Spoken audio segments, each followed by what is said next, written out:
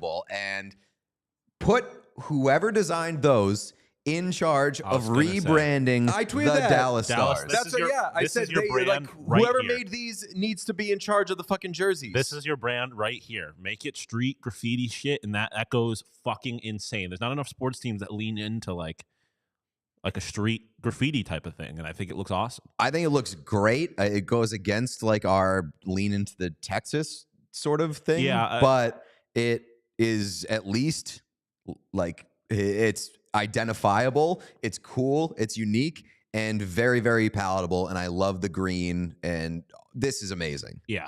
Huge fan. I was going to suggest that maybe in future years we could design jackets and make things like that, but I don't think we deserve to, or I don't think we get to.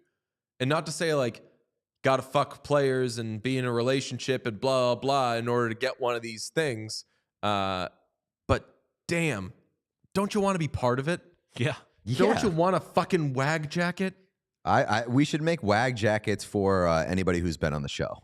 Just like there shouldn't be like we should be able to go to a Carolina Hurricanes game with a Seth Jarvis WAG jacket because we had him on the podcast. We need to, I want to become, I guess it would be like a HAB. Like make me a husband or boyfriend of a PWHL player, and I'll bring this. Like I want to bring this to the boys. But I don't want to suggest that there should be nothing. Obviously, a relationship can bring so many different things, but with anything anybody does, what I wish for them most is happiness. So I want the relationship to represent happiness.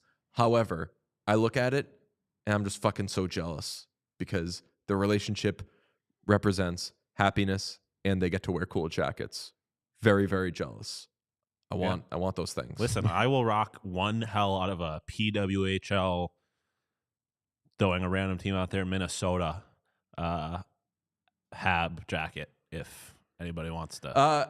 Emily says DJ is the first HAB, but they're not actually dating. He just wants to make a jacket. Famously, back in the day, I forget what I was doing, but somebody asked like if you could go on a date with one celebrity, who would it be? And me being I'm a boring heterosexual man, but my answer was John Hamm because nice. John Hamm was having such a moment, being the most handsome person in the world. people would be like, what's this guy got? What's going on with this guy? I would automatically get whatever I want in life because they'd be like, he pulled ham. Yeah, I mean, I feel like there's Pulled ham. there's plenty of people that could give you that. I've dumped you a bunch of other WAG jackets in our group chat. Oh, we could make you a Mr. PWHL jacket.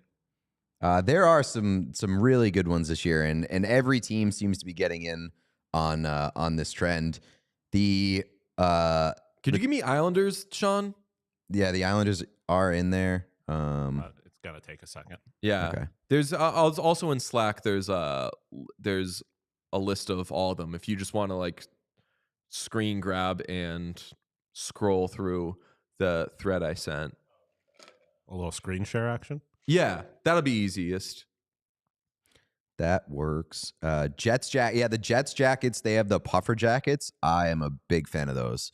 Though that's like a pretty cool, unique spin on the WAG jackets. And I especially love that the Jets jackets are white because they are famously doing the whiteout at home every game. That plays anywhere. That's true. And so if you want to wear it when they're not doing it, it's gonna pop. It's gonna look cool. But when they're doing whiteout, talk about the Canucks are so clean. The Canucks ones are good, and that's like are we showing this? Mm-hmm. Yeah. Okay, cool. So the Canucks ones are great because they have like that throwback, old school starter-esque jacket, and I love that. The signatures of the players on the Wait, collar? They have that's a sick that's detail. incredible. Those might be the best Big fucking time ones. A. Those are very, very nice. Big time A. That is unbelievable. Winnipeg. Oh. So I think I might have thrown like a picture in here, but yeah. So this is this isn't Juuse's wife. Oh, is it looks. it? I mean, it's It very looks- much in the same yeah. style. So like puffer jackets that look exactly like their best jerseys. Incredible. Love that. Strong. Not the. I would say more a little. Not a little of the times. So it's not very imaginative. Like if you were to guess what would a WAG jacket look like right now, it's going to look like that. Haven't seen anything more with the Lightning ones beyond that, but that's a 0 out of 10. Why? That's an A-. That is an F. It just looks so fucking bad. It's just I can't get over these jerseys and this branding. It just is so aggressively like thin blue line to me. Somebody did say that they were the thin blue line. Yeah, like the sleeves legitimately are. It's a thin blue line. Yeah. So no good on the Lightning. Give us another one, Sean. More Canucks. So the these Caps. are the most controversial WAG jackets. I love these. They are Real good. They are the Washington Capitals WAG jackets. The WAG jackets Famously. that almost ruined their season. Yes. Because Lauren Oshie was preparing for them before they even qualified for the playoffs. And they almost Lauren, didn't. worth it. The final product is amazing. The I love final it. product is real strong. My only problem is that I'm not a big fan of wearing like not your colors. So in a that's the situation like thing. this. Like a lot of these WAG jackets are using jerseys that the team is not wearing in the playoffs. Yeah. The Jets did it, but I'm fine with excusing the Jets Yeah. because it's their best jersey and it's the whiteout. And it's their colors still. Yeah. Like Then you've got Tampa with the black alternate that they're not wearing. Then you've got the Capitals with their throwback. Yeah. This though, like the Caps WAGs are making the best out of a bad situation. yeah, this is I think maybe other than Vancouver the best one, but it is just not their colors. Give us another. I like these. Ew. I don't like these Oh, at all. I do. The worst by far.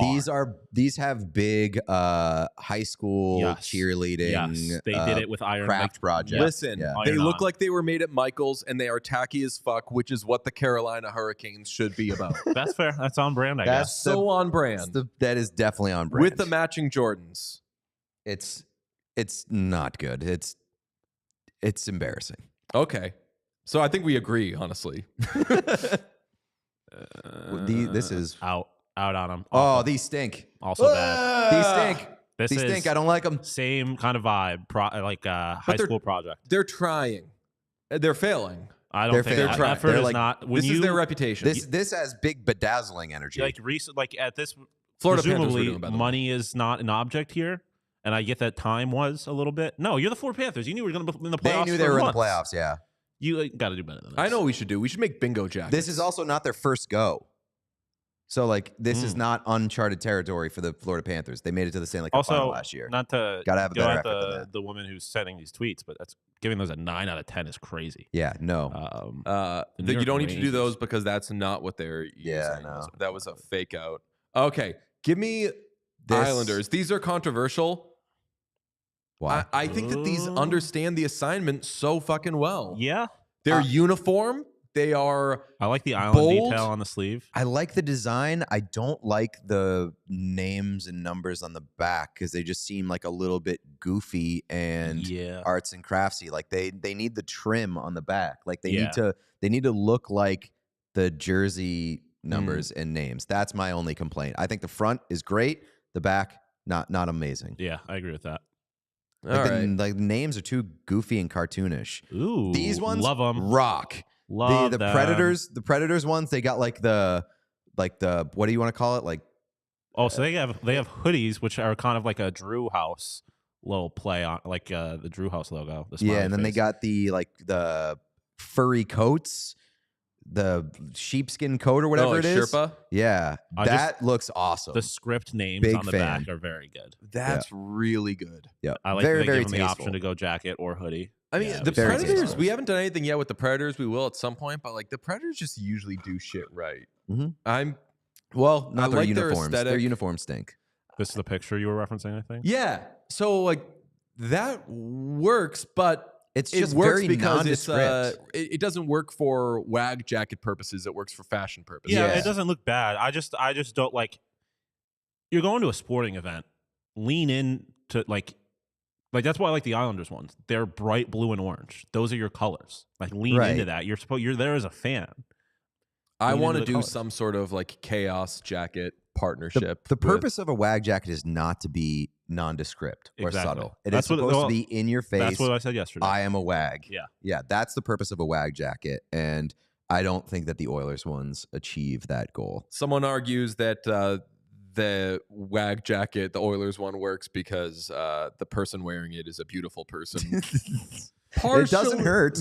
Partially, I guess, but I just really think like the black skirt, black crop top, black leather jacket, like hanging down, is a nice look. And also, like, being beautiful is not really the bar. Like, a lot of the WAGs are beautiful. Like, you gotta. Everyone's beautiful. Just good. Gotta do good jackets. I believe, in my heart, all people. Not all the jackets are though. No, doesn't matter. It's about the jackets. I like them all though. I think that the only one that really made me say, "Ooh, gross, horrible," is the Panthers. And actually, there was one more. What was the other really bad one? Tampa. No, Florida not the doing. Tampa one. Florida's not a big jacket state. True. Not That's a a big good jacket point. state. So they're very and This is big. They didn't know. true. Yeah, They don't know how to work. Carolina. They don't need to wear jackets. So Carolina's awful. Those two. Yeah, Carolina and Carolina stink. Carolina might be and- my least favorite. Carolina and Florida. Yeah, because at least the Florida one is like they were trying something. They were going for something there. Not with Carolina. Okay, we love you. We'll talk to you tomorrow. Just a reminder, Thursday episodes are at 12 p.m. Eastern Time, U.S. Back to our regularly scheduled program, which means 12:08. All right. We love you. Be subscribed on the YouTube. More things coming there. And if any game goes into overtime, as was the case last night, we will stream. Talk to you soon. Bye. We love you.